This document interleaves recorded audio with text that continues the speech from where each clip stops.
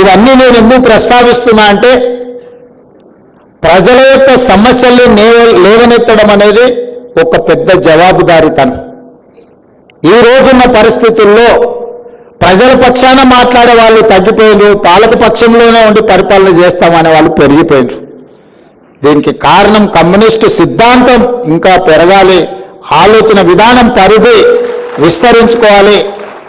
Communism అంటే లైబ్రరీలో చదువుకునే పుస్తకం కాదు, పేద ప్రజల గుండెల్లో సమస్యల పట్ల కొట్లాడే వాళ్ళ పట్ల విశ్వాసం.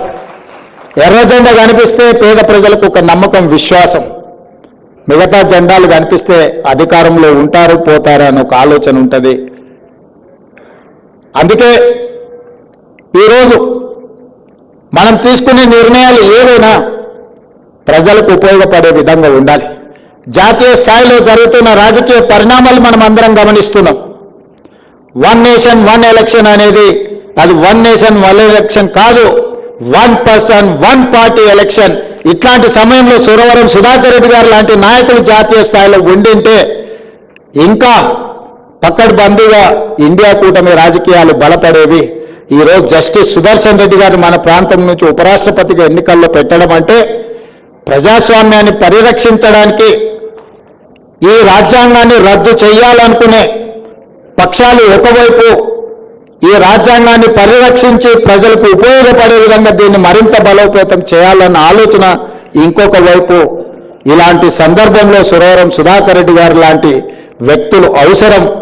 అందుకే ఈరోజు జాతీయ రాజకీయాలలో సిద్ధాంతం ముసుగులో అధికారాన్ని పదిలం చేసుకోవాలని, రాజ్యాంగాన్ని మార్చాలన్న ఆలోచనే కాదు, ఈరోజు ఎన్నికల కమిషన్ను కూడా వాళ్ళ రాజకీయ పార్టీలో పొత్తులో భాగస్వాములుగా మారుస్తున్నారు.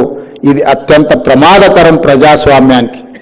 ఎన్నికల్లో నెగ్గాలి అనంటే కాంగ్రెస్ పార్టీ కమ్యూనిస్టు సోదరులను కలిసి వచ్చే పక్షాలను కలుపుకొని ప్రజల దగ్గరికి వెళ్తాం. ఎన్నికల ముందు శ్రేణులను కదిలించే ముందు మా అనుబంధ విభాగాలను ముందలో పెడతాం. అది మహిళా కాంగ్రెస్ కావచ్చు, లేకపోతే యువజన కాంగ్రెస్ కావచ్చు, విద్యార్థి కాంగ్రెస్ కావచ్చు. కానీ ఈనాడు అధికారంలో ఉన్న పెద్దలు ఎన్నికలు వస్తున్నాయంటే మొట్టమొదట వాళ్ళ అనుబంధ విభాగాలైన ఈడీ, ఇన్కమ్ ట్యాక్స్, సిబిఐలను పంపిస్తారు.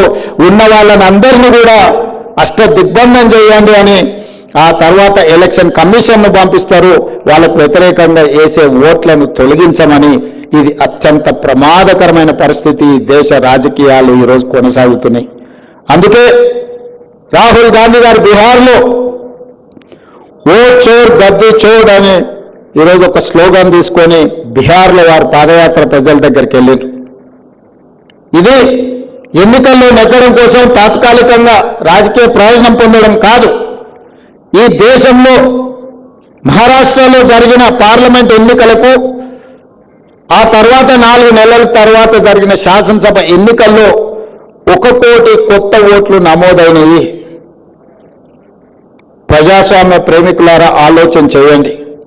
4 నెలల్లో ఒక రాష్ట్రంలో 1 కోటి మంది పుట్టగలరా? పుట్టిన వాళ్ళకు 1 కోటి ఓట్లు కొత్తగా రాగలవా? కానీ మోడీ గారి ప్రభుత్వంలో ఇది సాధ్యమైంది. ఆ 1 కోటి ఓట్లే మహారాష్ట్రలో రాష్ట్ర ప్రభుత్వాన్ని ఏర్పరచగలిగినాయి, ప్రజాస్వామ్యాన్ని పరిరహసించగలిగినాయి. అలాంటి విపరీతమైన పోకడలు ఈరోజు బీహార్లో జరుగుతున్నాయి. పార్లమెంట్ ఎన్నికల తర్వాత ఈరోజు 65 లక్షల ఓట్లు తొలగించబడ్డాయి బీహార్లో. ఓట్లు తొలగించడంతోనే ఆగదది. రేషన్ కార్డులు తొలగించడం జరగవచ్చు, లేదా వాళ్ళకు అందే సంక్షేమ పథకాలు తొలగిపోవచ్చు, లేదా వాళ్ళ ఆస్తులను కూడా కొల్లగొట్టవచ్చు. ఇలాంటి విపత్కరమైన పరిస్థితుల్లో విపక్షాలన్నీ ఏకం కావాలి, ఏకతాటిపై నడవాలి. ఈరోజు జాతీయ రాజకీయాలలో కాంగ్రెస్ కమ్యూనిస్టులే కాదు, ప్రజాస్వామ్యాన్ని పరిరక్షించాలనుకున్న ప్రతి వాళ్ళు కదలాలి.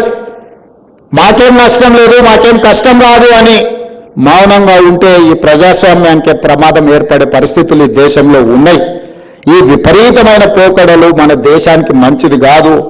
75 సంవత్సరాలు పూర్తి చేసుకునే ప్రజాస్వామిక దేశంలో ప్రజల యొక్క ప్రాథమిక హక్కు అయిన ఓటుని తొలగించే ప్రమాదకరమైన పరిస్థితులు వస్తున్నాయంటే మనందరం కూడా ఆలోచన చెయ్యాలి, చర్చించాలి. మనం ఎవరము